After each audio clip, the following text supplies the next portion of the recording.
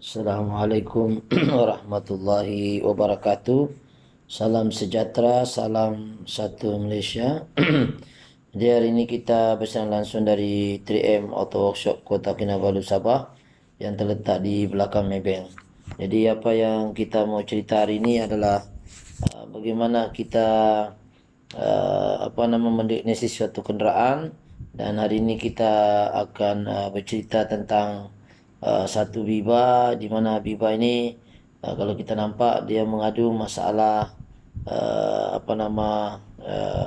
idling, masalah mengalami masalah kipas direct dan semput lah. Jadi yang idling tadi itu dia punya masalah adalah lebih kepada uh, dia punya isu lah, masalah soal wiring dengan ISC kita dah cek, masih lagi masalah. So kita akan kita akan cek satu-satu kenderaan ini. Tujuan utama yang datang sini berkenaan dengan masalah-masalah kenderaan seperti kipas direct, semua tu dia kita tengok owner dia sini pun dia ada cakap mengadu bahawa memang kereta tu masalah, bukan kita yang tokok tambah cerita, dan dia sendiri yang mengesahkan bahawa kita bukan dibayar lah untuk menaikkan subscriber ya. Jadi itulah antara benda yang kita apa nama yang kita cuba untuk membantu, mana yang patut untuk kita bantu. Jadi kita bukan kata pandai, tapi kita cuba untuk sama-sama istilahnya untuk belajar tentang kenderaan dan mendiagnosis suatu masalah daripada A to Z lah, semua secara keseluruhan, untuk kita tengok apakah tanda-tanda yang kenderaan tu bermasalah, terutama kes yang ini adalah masalah blower tu sendirilah. Jadi kita tengok apakah yang dikatakan fan motor tu, sorry bukan blower, fan motor. Kita tengok apa masalah sebenarnya keretanya bila kita on kunci dia direct, apa maksud dia, kelemahan-kelemahan dia bila on kunci tu dia bermasalah. Jadi saya rasa benda ini sangat penting untuk kita ulas untuk mengelakkan kos lagi besar kepada customer lah. Jadi kita harap video ini boleh membantu sedikit. Jadi kita akan ni cari mungkin frame motor sebagai contoh motor yang biasa punya. Jadi kita cuba untuk berkongsi apa masalah-masalah kenderaan ini, dari mana masalah ini boleh wujud. Okey, sekarang ni kita ada satu pen motor kereta lain lah. Pen motor ni adalah kereta Iswara atau Wira. Ini kita mau bagi contoh itu fan motor macam mana bentuk dia. Untuk kereta Viva sebenarnya dia panjang dia lonjong lah. Tapi yang untuk case Viva ni kita nampak ada positif negatifnya, sama juga yang fan motor yang Wira punya lah. Kita bagi tunjuk lah bila apa kelemahan dia, bila fan motor itu dia hidup terus, dan kita tengok apakah punca kelemahan ataupun masalah sekiranya kita fan motor tu kita kasih direct. Jadi itu yang jadi persoalan sekarang. Sekiranya fan motor ni kita direct, apa yang terjadi sebenarnya? Apakah dia ada kelebihan ataupun kekurangan sahaja bila kita direct tidak ikut standard kilap. So jom kita tengok kipas untuk Viva ni. Ini Viva pun sudah modified, dia bukan kipas dia lah yang asal, dia macam pakai Mybi ke apa ni. Dia pakai kipas tu ya, maybe lagi best lah. Yang fan motor dia besar, jadi ini kita tengok fan motor dia lebar lah. Jadi kita tengok dia memang besar, cuma isunya sekarang bukan masalah besar kecilnya, masalah sekarang apakah kelemahan sekiranya kita directkan kita direct itu kunci on terus, dan boleh apakah efek sampingan bila kita enjin belum panas tapi kita dah on kan. Jadi kita tengok apa masalahnya, kita start dulu kereta ni. Apa masalahnya kita tengoklah kenapa dia bermasalah. Jadi kita cuba untuk tengok. Kita tengok di sini ya, kipas berjalan ya. Mungkin kameramen boleh dekat sikit untuk kita tengok kipas berjalan. Jadi kipas ni masalah dia sekarang dia enjin masih sejuk tapi kipas still dia jalan lah. Jadi ini antara benda yang jadi persoalan. So kita akan bahas lah apakah kelemahan orang yang sebenarnya yang direct benda ni, dan apakah kesan sampingan dia sekiranya masalah. Jadi kalau kita tengok enjin mati tapi kipas masih jalan, jadi ini yang memberi masalah kepada kendaraan itu sendiri. Kalau kita nampak pun bateri ini baru ganti. Ya, jadi setiap 6 bulan di kononnya dia ganti setiap 6 bulan bateri. So isu persoalannya sekarang ini apa punca sebenarnya dia kuat makan bateri? Sebenarnya banyak sebab lah. Salah satu sebabnya yang kita nyatakan ini adalah dia direct. Direct bateri, jadi menyebabkan kipas sentiasa hidup lah. Jadi itu yang kita coba untuk sampaikan, dan kita matikan dulu untuk mengelakkan bateri pandewik lah, sebab alternatif tak hidup. Jadi bila alternatif tidak hidup, kita teruskan saja kipas berjalan dengan keadaan enjin mati, alternatif tidak mengecas, kita takut masalah dia ini akan menjadikan weak lah, untuk susah kita start. Jadi kita tidak mau kereta ini kita directkan sebenarnya. Kita kena ikut kilang. Di mana kita nampak kilang sudah buat ikut original dia. Ketika enjin panas baru dia jalan, dan ketika enjin sejuk dia berhenti. Jadi kalau kita nampak kipas ni dia jalan ya. Dia jalan. Kameraman mungkin boleh pusing tengok sini. Jadi ini ECT sensor yang kita tunjuk ni sepatutnya dikontrol oleh ECT sensor, bukan oleh kunci. Kita on kunci, sekarang dia terus jalan. Jadi kita tengok ECT sensor mengawal membaca suhu, apakah suhu yang yang berlaku pada enjin, dan kemudian maklumat ini diarahkan ke ECU, dan ECU akan memberi keputusan untuk memberikan arus negatif ke kaki 86 tadilah. Jadi itu yang menjadi isu sekarang ni, ialah kenapa diorang direct. Jadi apakah kelemahan-kelemahan dia sekiranya kita direct. Jadi kalau kita melihat pada keadaan kereta ini sebenarnya banyak modified. Jadi apakah masalah-masalah kereta ini bila kita direct ini, memang banyak masalah dia. Jadi ini antara yang benda yang kita akan bahas di sini, dan apa yang mengejutkan kita kalau kita nampak di sini sebenarnya banyak yang diorang modified nih. Bukan sahaja kipas direct, tapi aircon pressure switch pun direct, dan IAC pun diorang buat FPCD sendiri, itu tak ada masalah. Tapi kita kalau boleh kita coba ikut original dia. Jadi yang pertama sekali dia kuat makan minyak. Yang pertama dia itu kuat makan karbon cepat habis. Yang kedua dia kuat makan minyak lah. Jadi kenapa dia kuat makan minyak? Ya sebab ketika enjin ketika enjin dalam keadaan sejuk, dia akan menghadapi masalah untuk mencapai tahap pemanasan ideal, di mana IAC itu kalau kita nampak di sinilah ada lagi dia pasang ni, kalau kita nampak dia ada pasang dia pasang FICD ya, FICD yang baru. Dan di sini yang kedua dia kuat makan minyak. Ni kita membahas sebab ketika enjin tidak idling, idle, ketika tidak maksudnya tidak berapa idle lah, antara 85 hingga 100 tu, untuk capai ke tahap itu dia perlu semprot banyak minyak. Jadi itu yang menyebabkan kenapa kalau kita direct ni yang kedua dia kuat makan minyak, dia kena tembak banyak. Duration time kena lama, sebab nak capai tahap suhu 85 darjah itu dia perlukan banyak masa, dan menyebabkan dia kuat makan minyak. Itu yang kedua lah yang menyebabkan dia kuat makan minyak, sebab enjin kena bekerja lebih, dia nak kena bakar lebih untuk mencapai tahap suhu idle iaitu 85.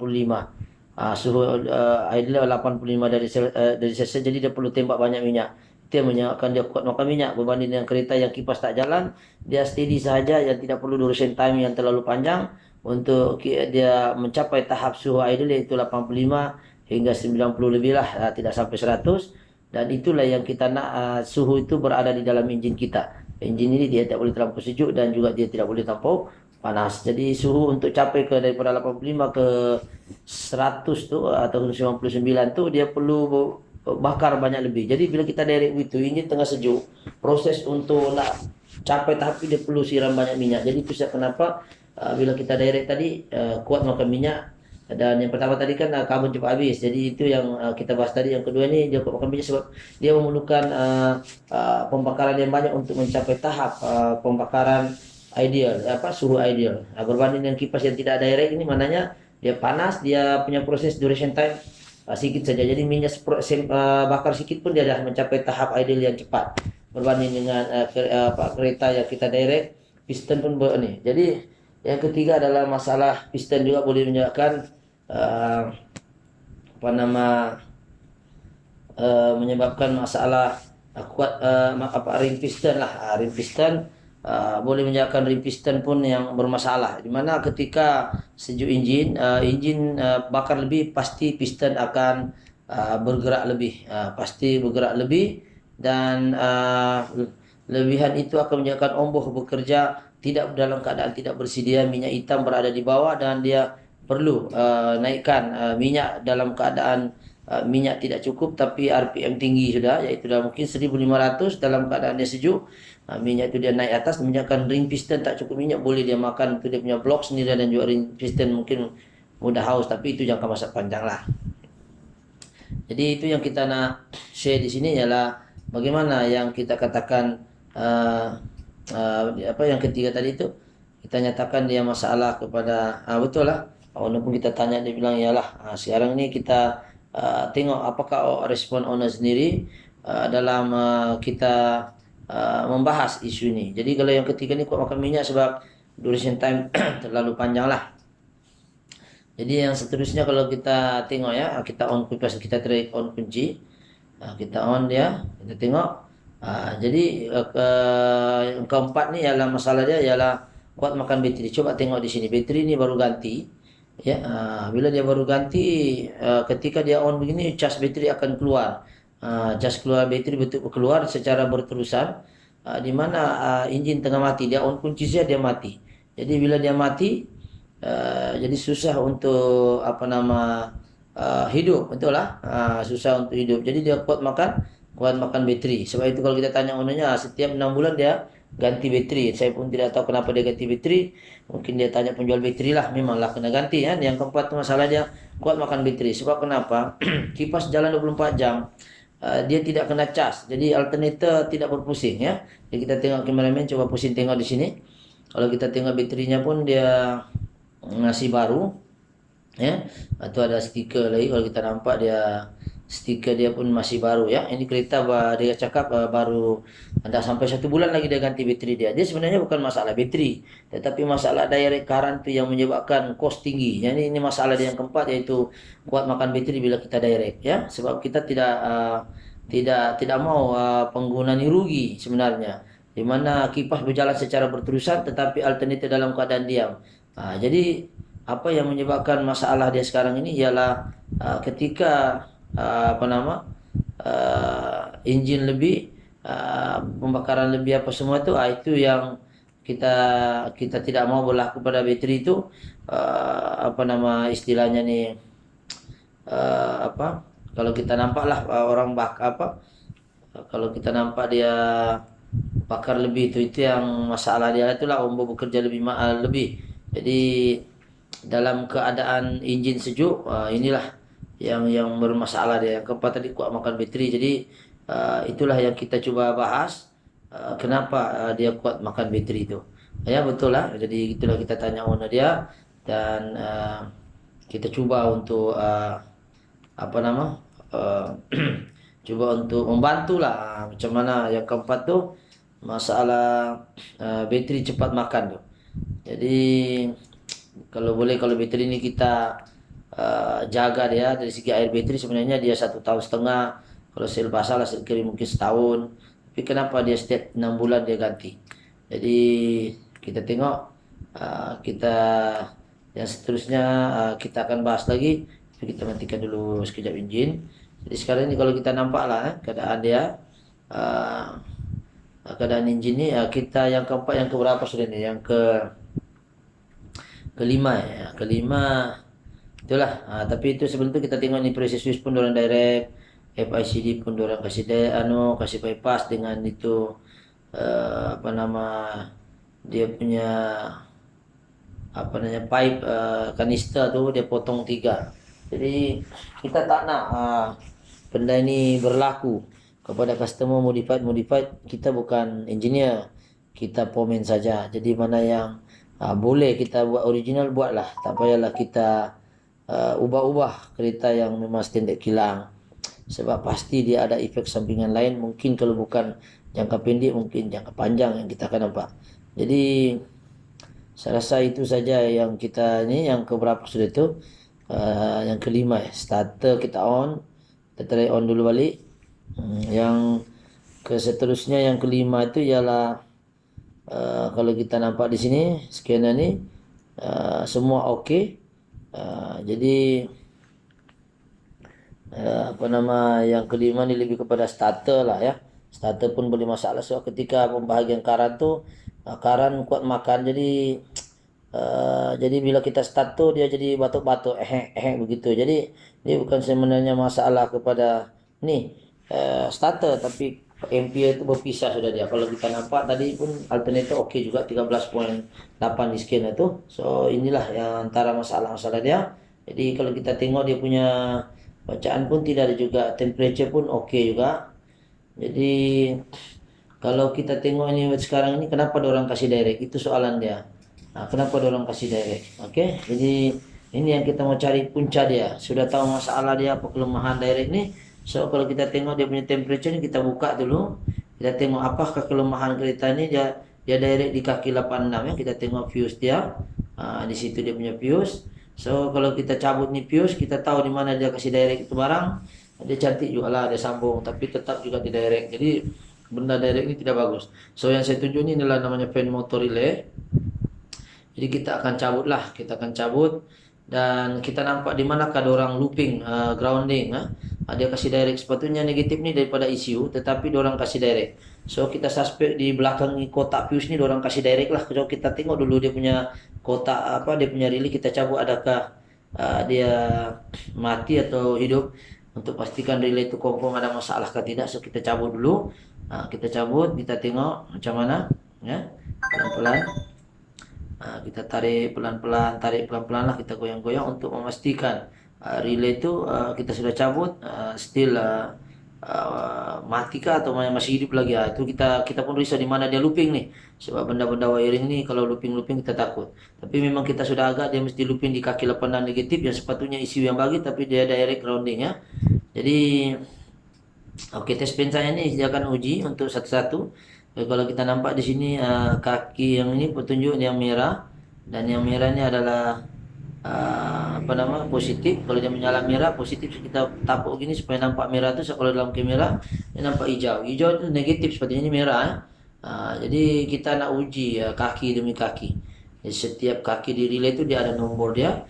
Seperti yang ini kaki 30. Kita tengok dia merah, dia tak ikut kunci ya. Tengoklah lampu tu.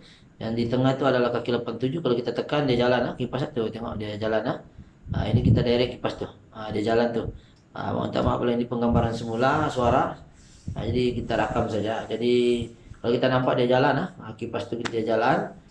Jadi kaki 87 tu lah kita kasih direct kipasnya, dia berjalan lah. Jadi kita menunjukkan tiada masalah wiring di kaki 87 yang menuju ke sini. Jadi kita direct lah menggunakan test pen kita. So itulah yang jadi persoalannya sekarang. Kalau kita nampak kita coba tes satu-satu. Okey, kaki 85 daripada kunci ada, itu ikut kunci ya. Ikut kunci. Yang satu lagi itu daripada ECU. Yang ini yang kita mau menjadi persoalan sekarang. Kenapa dia relay to on terus? Sebab kaki 86 daripada ECU tu yang bergantung harap daripada ECU itu sentiasa hijau. Hijau maknanya negatif. Sekarang kalau kita tengok enjin hidup, dia punya bacaan ni baru mencecah 50 darjah Celsius. Sepatutnya ECU akan hantar signal negatif pada 96 ataupun 95. Sekarang baru 85 sudah direct hijau. Itulah sebab kenapa relay bersambung terus. Jadi masalahnya sekarang kita mau cari puncanya, kenapa dia nyala terus. Bukan sebab ECU, ada orang direct grounding. So kita mau tahu di mana orang kasih direct grounding. Kita akan cari satu-satu, kita diagnosis satu-satu di mana masalah dia tu. Jadi kita buka dulu kotak fuse, kita suspek di belakang dia akan sambung. So kita tengok di belakang dia apa sebenarnya yang terjadi. Sekiranya kita nampak itu dia sambung nih. Nih nampak nut 10 nih. Okey, dia sambung kaki 86 ni daripada ECU, sepatutnya ECU yang hantar tapi dia direct. Ini wire hitam nih. Inilah masalahnya orang-orang sekarang suka direct nih. Sebab itu kipas sentiasa jalan. Dia ambil kaki 86 yang sepatutnya ECU yang bagi negatif, tapi dia direct pergi grounding badan kereta tadi. Jadi saya pun tidak tahu apa sebab dia direct begitu. Sebab saya tengok pun tidak ada keperluan untuk kita direct begitu. Ya, jadi kita sekarang sudah buka, kita try buka, dia kasih longgar. Jadi nut 10 ya. Kita buka dia. Lepas tu kita tengok adakah dia ada ni. Jadi kita tengok, kasih longgar saja. Dia jepit di situ. Dia jepit. Dia direct grounding lah. Kita tarik cabut. kita lepaskan balik dia, supaya dia tidak hidup terus tuh kipas. Sehingga dia directkan kaki negatif tuh. Jadi sekarang jadi persoalan kenapa ada orang direct, aku pun tidak tahu kenapa. Tapi yang pastinya bila kita cek tadi mula-mulanya kita cek sebenarnya ada juga signal di antara ICU. So sekarang kita tengok, pas kita cabut tidak ada warna hijau. Hijau itu mananya arus negatif ya daripada ICU daripada ni. Tadi ada terus kan. Sekarang tidak ada ya. Kita sekarang harap ICU saja. Jadi yang dorang kasih dia ni, coba kita tengok, kita looping dia tu dia menyala hijau. Dorang kasih direct. Sepatutnya tidak boleh macam ni. Sepatutnya ICU yang bagi, bukan dia direct grounding begini. Ini namanya bunuh diri. Ya, kalau dia buat begini dia boleh merosakkan sistem wiring dan boleh short kepada komponen-komponen elektrik terutama ECU lah yang kita takut. Jadi wire yang menyala hijau tu sebab kenapa dia direct, sebab dia direct e-body. So kita cucuk dulu, kita tengok kita mau ECU yang hantar. So kalau kita tengok ni ECU belum hantar signal sebab ini kita sudah cabut. So ECU belum hantar, kita akan tunggu sama-sama dia punya warna hijau akan keluar di tangan saya ibu jari itu, dia akan keluar hijau. Dan kita letak set pintu, kalau dia keluar hijau kita akan pasang relay. Oke, tujuannya kita buat begini adalah untuk kita tahu adakah ECU berfungsi dengan bagus. Sebab kita tengah tertanya-tanya kenapa ada orang kasih direct itu, adakah ECU gagal menghantar negatif ataupun tidak. So sekarang kita tengok biasanya 95 dia akan berpusing. Ya, kita tengok 95 dia akan berpusing. Ini kita akan rest dia supaya cepat panas sebab mengurangkan duration. Ya, sebab duration ini terlalu panjang. Jadi kita rest dia supaya cepat dia panas, dan kita tidak cut di sini sebab kita nak tahu bahwa ECU hantar signal negatif tu setelah kita cabut tali nut 10 yang dorang kasih direct tu. Yang sepatutnya ECU yang ambil alih tugas tu, tapi dorang kasih direct itu dia akan kipas jalan terus. Puncanya hanya wiring saja yang dorang kasih direct di body. Sepatutnya tak baik macam tu. Kita tengok sekarang di scanner tu, kita rest begini, kita kasih kuat. Ya, minta maaf lah ini kita rakam sebab mikrofon masalah. Jadi kita ulang suara balik bahwa kita akan tunggu test pen ni menyala hijau. Test pen ni menyala hijau. Kita dah buka nih. Macam kita sambung tu. Tidak boleh. Itu sejak kipas dia direct nyala terus sebabkan dia looping seperti itu berbahaya sebenarnya ya. Tidak baik. So, enjin sentiasa sejuk.